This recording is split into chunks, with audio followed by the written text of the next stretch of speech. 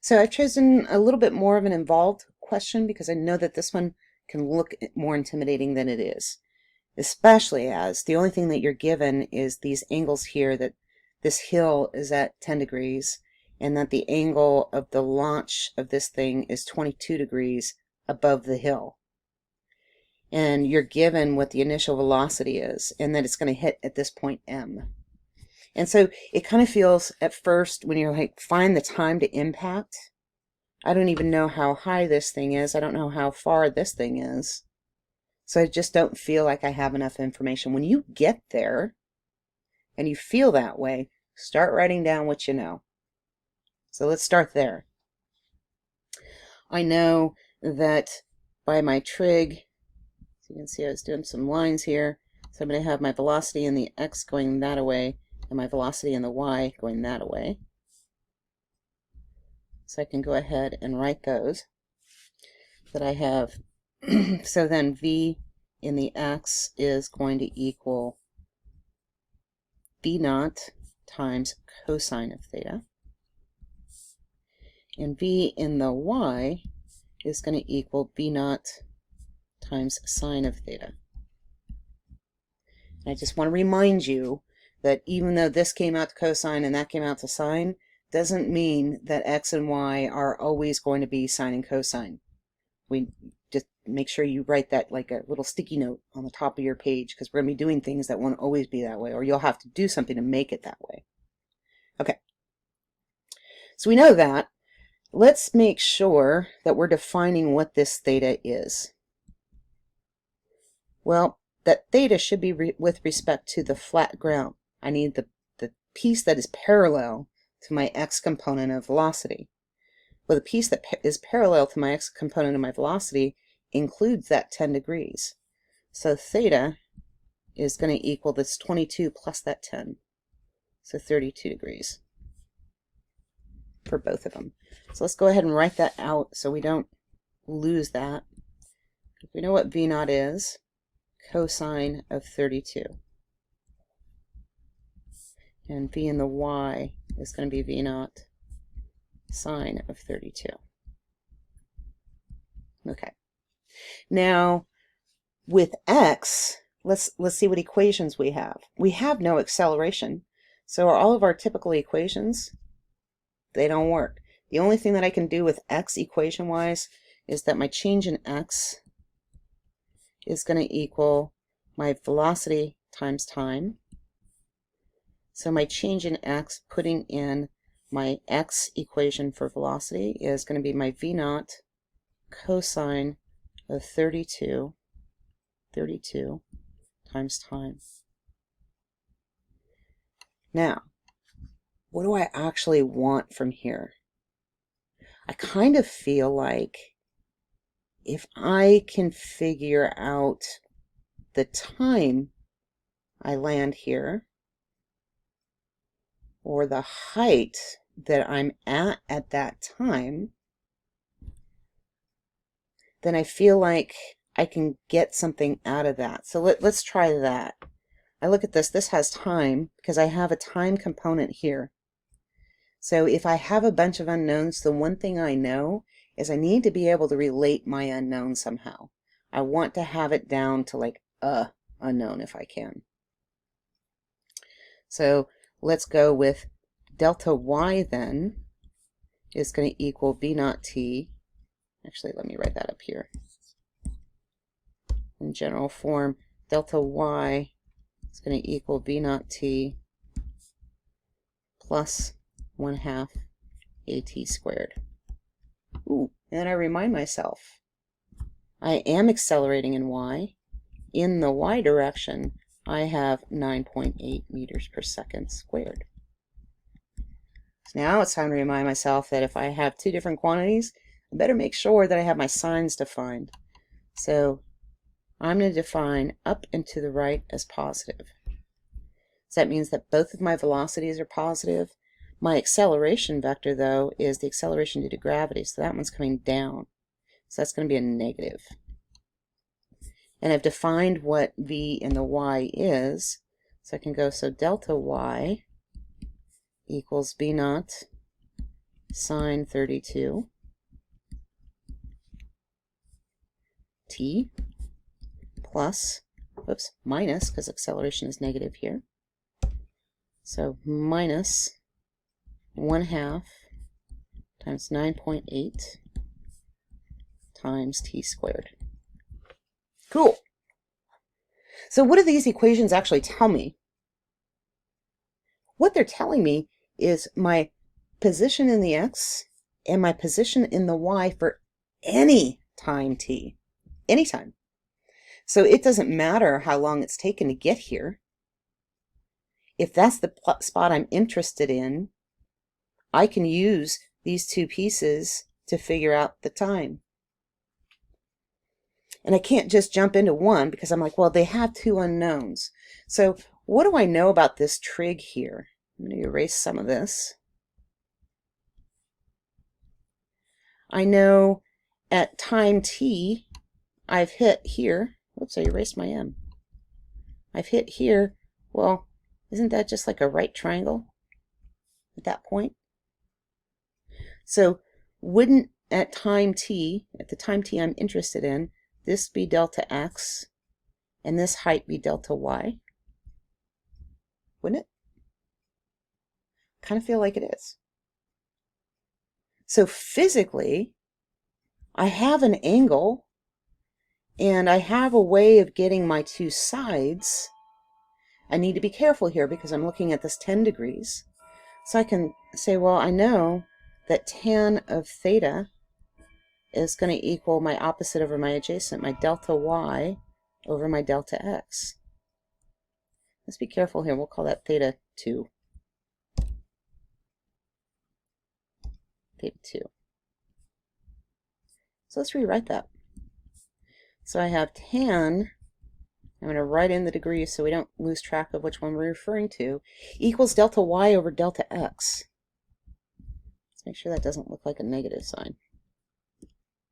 I have delta y and delta x. In fact, the only thing I don't know in here is my time. So let's go ahead and do delta x over, or delta y over delta x. So I get v naught sine 32 times t minus 1/2 times 9.8 times t squared. At first I might be like, I don't want to do that, that's going to be ugly, but let's see. I kind of feel like this might get a little bit not so bad. Cosine of 32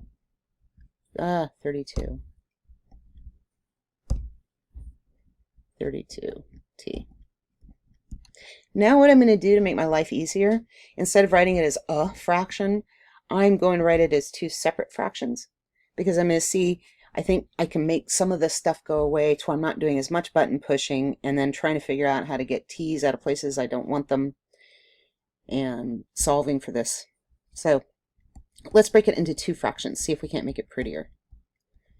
Equals v naught sine of 32 times t divided by v naught cosine of 32 times t, and I'm already getting excited. V naught's going to cancel out on that one, and so is t, so I don't need to worry about it, minus, let's see, 4.9. I'm just going to write that instead of carrying out the 4.9 t squared divided by v naught cosine of 32 t. Ooh, let's look what cancels. So t's go away here, v naughts go away here, sine over cosine. That's one trig function. That's going to simplify to tangent. And I have a t on the bottom and a t squared up top. That's going to cancel out. So lo and behold, I'm going to be left with just one thing that has a variable in it. Much easier to solve algebraically. So then I can simplify this down again and go, so tan of 10 degrees equals tangent of 32 sine over cosine minus 4.9 t divided by v naught cosine of 32. That's a 3. Cool. Let's move this tangent over to the other side. I get tan of 10 minus tan of 32 equals negative 4.9 t divided by v naught cosine 32. Let's give myself some more room. All right, then let's move our v naught to the other side. So I'm going to get v naught cosine of 32 times, I don't know why I went that big on the bracket, 10 of 10, tan of 10 minus tan of 32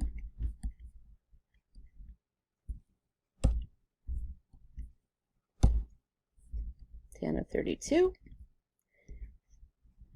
at least make them the same size, minus equals negative 4.9 times t. And finally I want t.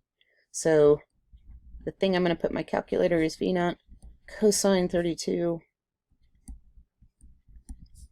times tan of 10 degrees minus tan of 32 divided by negative 4.9. So reminding myself, v naught, actually we can just go ahead and write that in. Pretty sure it was 15. Yep. So it's 15. And so here I get the time was 1.165. Let's double check that. So 15 times cosine of 32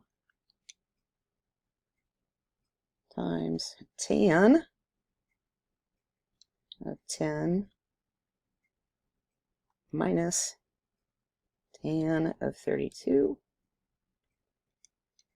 divided by 4.9. Sweet.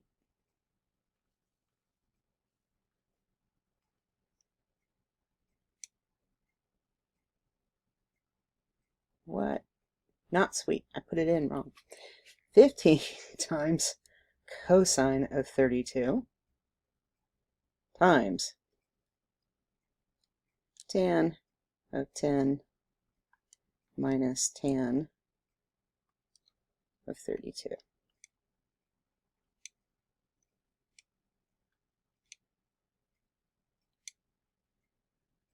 I put brackets in there. Calculator, don't argue with me.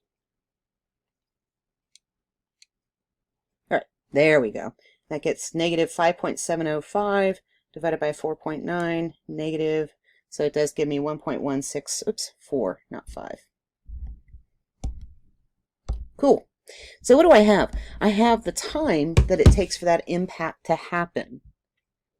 So now I know that at this point in time, I'm at t equals 1.64. So now I have all sorts of options.